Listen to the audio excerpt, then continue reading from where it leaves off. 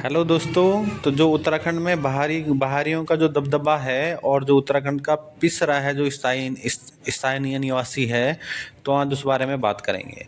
वैसे तो आप सबको पता होगा कि उत्तराखंड देवभूमि के नाम से जाना जाता है और कुछ सालों से यहाँ जो जनसंख्या के हिसाब से देख लो, आर्थिक और सांस्कृतिक संरचना के हिसाब से देख लो, उत्तराखंड तेजी से बदल रहा है।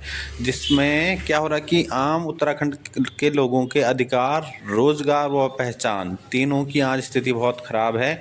वो तीनों ही इसके उलट दिखाई दे रहे हैं।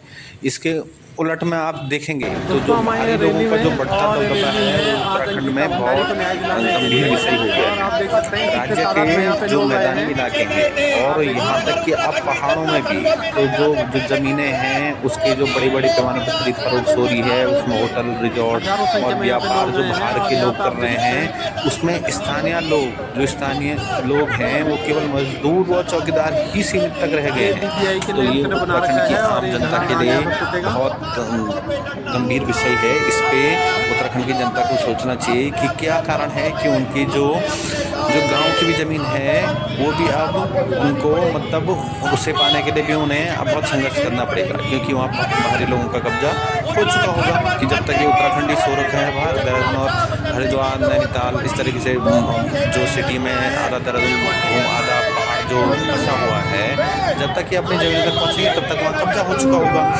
अगर आप उत्तराखंड में गुरु देखेंगे तेग बहादुर जी के 2003 या सामने उनके 2000 भाई के बाद उनके देखेंगे कि कितनी स्पीड में जो मतीदास जी उत्तराखंड को के पहाड़ हैं सतीदास जी वहाँ वहाँ का जो लोकल लोग हैं वहाँ से बाहर गया है और बाहर वाले लोग वहाँ पे बसे हुए हैं। तो ये तो आने वाले टाइम के लिए खतरा ही है, बहुत बड़ा खतरा है ये पहाड़ियों के लिए। तो जब तक पहाड़ी एकजुट नहीं हुए, सड़क पे नहीं आए, तब तक पहाड़ में बहुत बड़ा संकट है। तो जो खेती की ज़मीन उत्तराखंड में देखो, खेती की ज़मीन बिक रही है, जंगल बिक रहे हैं, गांव खाली हो गए, बाहर के लोग शहरों की तरफ, उत्तराखंड के लोग शहरों की तरफ चले गए, शहर वाले अब पहाड़ों की तरफ जा रहे हैं। उन्होंने अपने अपने रिजॉर्ट बना लिए, होटल बना लिए और वहाँ नौकरी पे किसको रखा है? जो उत्तराखंड का मूल निवासी है तो वो वहाँ नौकरी कर रहा है, और जो वहाँ सेठ बन के घूम रहे हैं वो सब बाहर के लोग हैं। तो क्योंकि उत्तराखंड का आदमी बहुत शरीफ होता है, उत्तराखंड के लोग बहुत शरीफ होते हैं और इसका बहुत बड़ा फ़ायदा बाहर के लोग उठा रहे हैं। और जो दूसरा जो कारण है उत्तराखंड में वो है बेरोज़गारी, और बेरोज़गारी के चलते उत्तराखंड में पलायन बढ़ रहा है। क्योंकि वहाँ पहाड़ों में रोज़गार है नहीं, पहाड़ में युवा क्या करेगा? क्योंकि वहाँ रोज़गार नहीं है, वहाँ गाड़ी की व्यवस्था ही नहीं है, वहाँ हॉस्पिटल नहीं है और शिक्षा नहीं है। तो पहाड़ में पहाड़ी रहे भी कैसे? ये बहुत बड़ी समस्या है पहाड़ियों के लिए। तो अब वो तो दोनों तरफ से पिस रहा है, शहर में तो उसका कहीं कुछ है ही नहीं, वजूद ही नहीं है, और पहाड़ में तो वो रोज़गार ही नहीं है। तो वो दोनों तरफ से मर रहा है उत्तराखंड का पहाड़ी। और इसके बाद भी पहाड़ियों पे अकल नहीं आ रही है, वो एक नहीं हो रहे हैं, वो एकजुट नहीं हो रहे हैं। अगर एक टाइम पहाड़ी एकजुट हो जाए, केवल एक बार हो जाए, तो केंद्र की सत्ता भी हिल जाएगी। सबको पता चल जाएगा कि अब पहाड़ी जाग चुका है, वो अपने हितों की रक्षा कर रहा है, अपने हितों की रक्षा के लिए आ रहा है। और हमें गढ़वाली और कुमाऊं में लाया जाता है, बोलते हैं गढ़वाली में बोलते हैं कि कुमाऊनी ऐसे हैं, कुमाऊनी बोलते हैं गढ़वाली ऐसे हैं, और दोनों में ही ये फ़ायदा उठा रहे हैं नेता लोग।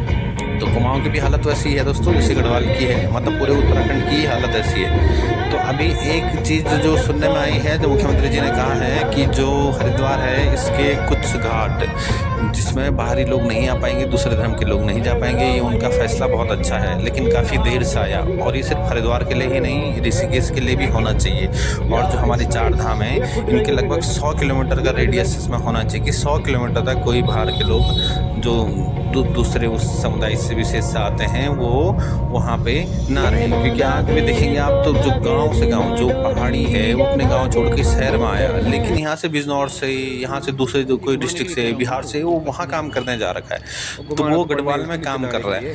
तो वो क्यों कर रहा है? उसके पीछे भी बहुत बड़ा कारण है। जो गढ़वाल की बेटियाँ भी बहुत सारी गायब हो रही हैं, उनको फंसाया जा रहा है, लव जिहाद का शिकार बनाया जा रहा है, क्योंकि वो बहुत सीधी सादी भोली भाली होती हैं। उनको नहीं पता होता है कि बाहर के लोग इतने षड्यंत्रकारी होते हैं और वो चंगुल में फंस जाते हैं, और जिस कारण भी उत्तराखंड में काफ़ी स्थिति ख़राब हो रही है। तो बहुत जल्दी सोचने का अब ज़्यादा समय नहीं है दोस्तों। अब हमें एकजुट होना पड़ेगा, और जब हम एकजुट होंगे और उत्तराखंड में हमें उत्तराखंड की ही एक थर्ड फ्रंट हमें खोलना चाहिए, एक तीसरी पार्टी बनानी चाहिए। और नहीं तो आप यूकेडी को समर्थन दे सकते हैं। यूकेडी ने भी जब उत्तराखंड अलग हुआ था तो बहुत काम किया था यूकेडी ने। लेकिन उसके बाद उत्तराखंड के लोगों ने यूकेडी को ही साइड कर दिया। तो लगा लो कितने बड़े दोगले हैं हम लोग।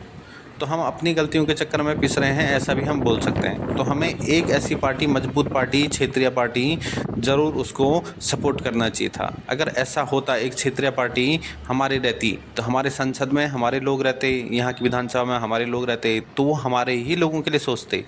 लेकिन आज स्थिति ये है कि हमारे लोग वहाँ हैं ही नहीं जो हमारे हितों की बात करें, और जो लोग वहाँ हैं उन्होंने पहाड़ में कैसा जीवन है उसको देखा ही नहीं है, और देखा है तो बहुत पहले देखा है। तो इंसान तो बहुत जल्दी भूल जाता है अपने वो सारी चीज़ें। तो वो अब उत्तराखंड के लोगों के लिए कोई अच्छा काम नहीं कर पा रहे हैं, वो अच्छी तरीके से नहीं सोच पा रहे हैं। जो हमारी पीड़ा है, जो दर्द है, वो अब उन तक नहीं पहुंच पा रहा है। तो अब वो सिर्फ यहाँ पे भ्रष्टाचार हो रहा है, बाकी कुछ नहीं। क्योंकि उत्तराखंड का लोग तो बहुत शरीफ है, उसने तो एक जगह जाना है, एक जगह वोट दे के आ जाना है, और वोट देते आ रहा है, और जो इसका फ़ायदा है वो यहाँ पे पार्टियाँ उठा रही हैं। तो मैं तो ये कहूँगा दोस्तों, क्योंकि उत्तराखंड में एक क्षेत्रीय पार्टी को ज़रूर सपोर्ट करें।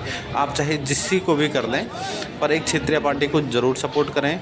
अगर आपकी क्षेत्रीय पार्टी रहेगी तो आपके हितों की रक्षा होगी, वो क्षेत्रीय पार्टी आपके लिए लड़ेगी, और नहीं लड़ेगी तो आप कम से कम उसे बोल पाएंगे अपनी भाषा में, तो उसे समझा पाएंगे। जो हमारे नेता हैं वो हमारी भाषा ही नहीं समझते हैं।